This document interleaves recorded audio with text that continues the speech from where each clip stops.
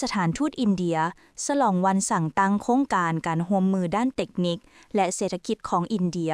ครบรอบ 61 ปี สถานทูตอินเดียประจำสปป.ลาวจัดพิธีเฉลิมฉลองวันสั่งตั้งโครงการการร่วมมือด้านเทคนิคและเศรษฐกิจของอินเดียครบรอบ 61 ปีในวันที่ 7 พฤศจิกายน 2025 ที่นครหลวงเวียงจันทน์โดยมีท่านโลหิต บัปปา เลขาเอกการค้าและหัวหน้าห้องการสถานทูตอินเดียประจำสปป.ลาวพร้อมด้วยอดีตนักศึกษาลาวที่ได้รับทุนจากโครงการและสมาชิกชาวอินเดียที่อาศัยอยู่ลาวเข้าร่วมท่านโลหิต บัปปา ได้กล่าวว่าโครงการการร่วมมือด้านเทคนิคและเศรษฐกิจของอินเดียเป็นโครงการสร้างความอาจสามารถหลักของกระทรวงการต่างประเทศก็คือรัฐบาลอินเดียและเป็นหนึ่งในโครงการร่วมมือสากลที่เก่าแก่และประสบผลสำเร็จหลายที่สุดในการร่วมมือพัฒนาของอินเดียกับประเทศคู่ร่วมพัฒนาโครงการการร่วมมือด้านเทคนิคและเศรษฐกิจของอินเดียยังคงเป็นเสาหลักในการร่วมมือทางด้านการพัฒนาระหว่างอินเดียและลาวที่สะท้อนเห็นความมุ่งมั่นของอินเดียในการสร้างท่าแฮงและพัฒนาทรัพยากรมนุษย์ในประเทศการมีส่วนร่วมของอดีตนักศึกษาโครงการร่วมมือด้านเทคนิคและเศรษฐกิจของอินเดียในการพัฒนาชาติของลาวแม่นหลักฐานที่ชัดเจนถึงความเข้มแข็งของความร่วมมือนี้ในงานครั้งนี้ได้มีผู้ต่างหน้าจากอดีตนักศึกษาที่ได้รับทุนการศึกษาจากโครงการการร่วมมือด้านเทคนิคและเศรษฐกิจของอินเดียได้มาแบ่งปันประสบการณ์ของพวกเขาพร้อมทั้งได้กล่าวถึงการฝึกอบรมในอินเดียซึ่งได้ช่วยเพิ่มพูนทักษะวิชาชีพและมีส่วนร่วมในการพัฒนาเวียกงานในประเทศลาวงานครั้งนี้ยังเป็นรูปแบบในการแลกเปลี่ยนความรู้และสร้างเครือข่ายการร่วมมือระหว่างอดีตนักศึกษาโครงการการร่วมมือด้านเทคนิคและเศรษฐกิจของอินเดียจากหลายโครงเขตวิชาชีพ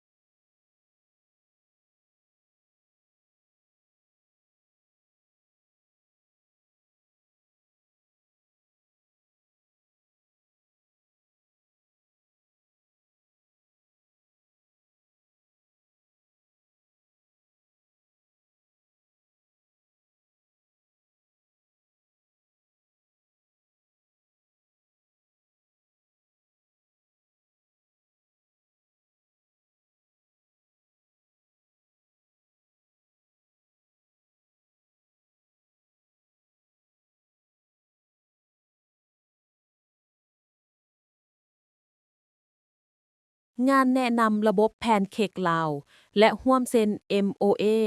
ยกระดับธุรกิจสู่สากล วันที่ 8 พฤศจิกายน 2025 บริษัท Buber Connect ได้จัดงานพิธีเปิดโตระบบแพนเค้กลาวอย่างเป็นทางการที่โรงแรมดอนจันทร์พาเลสพร้อมทั้งเซ็นบันทึกความเข้าใจ MOA ร่วมกับบริษัทหุ่งอารุณขนส่งด่วน ซึ่งเป็นการยั่งยืนถึงการเติบใหญ่และการก้าวเข้าสู่มาตรฐานสากล ในงานดังกล่าว โดยได้รับเกียรติเข้าร่วมงานของท่านทองหลีศรีสุฤทธิ์เลขาคณะบริหารงานศูนย์กลางชาวหนุ่มประชาชนปฏิวัติลาว ท่านปาสิทธิเดชหลวงวิไลห้องหัวหน้ากรมเทคโนโลยีดิจิทัลกระทรวงเทคโนโลยีและการสื่อสาร ท่านศรีสวรรค์มายงเชิญ ประธานกลุ่มบริษัทผู้อำนวยการใหญ่บริษัทหุ่งอารุณโลจิสติกส์จำกัด และท่านห่วงลงฮองประธานแผนเค้กเวียดนาม พร้อมด้วยบรรดาผู้ประกอบการที่เกี่ยวข้องเข้าร่วม ในพิธีท่านบูลักษ์นันทสอน ประธานบริษัท Buber Connect แพนเค้กลาวได้เป็นผู้ตั้งหน้าขึ้นเปิดนำใช้ระบบแพนเค้กลาวอย่างเป็นทางการ ซึ่งเป็นหมายถึงการยกระดับการบริการให้ทันสมัย และมีประสิทธิภาพหลายขึ้น พร้อมทั้งได้ร่วมลงนามการเซ็นบันทึกความเข้าใจ MOA ระหว่างแพนเค้กลาวและบริษัทหุ่งอารุณขนส่งด่วน เพื่อสานต่อความเข้มแข็งทางด้านธุรกิจ และการตลาดออนไลน์ ในตอนท้ายของงานมีพิธีมอบรางวัล Pancake Rising Star เพื่อเป็นการย่องยอชมเชยผู้ที่มีผลงานดีเด่นให้กับบรรดาห้านค้าที่มียอดขายสูงสุดอีกด้วย การจัดงานในครั้งนี้ถือเป็นบาทเก้าสำคัญของแพนเค้กลาวในการสร้างเครือข่ายที่เข้มแข็ง ยกระดับมาตรฐานการบริการ และก้าวไปสู่การเป็นผู้นำในตลาดภายในภาคพื้นอย่างมั่นคง